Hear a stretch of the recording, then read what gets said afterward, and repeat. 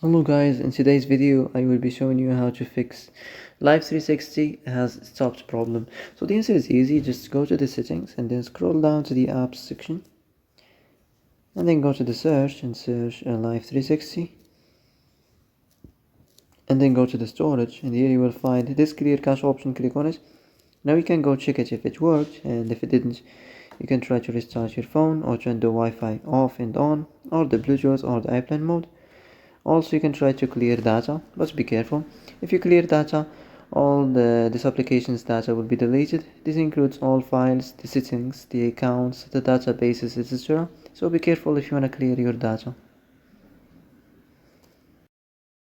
And that's it for today's video. I hope this is the answer you've been looking for. If you like this video, don't forget to like and subscribe, and see you in the next video.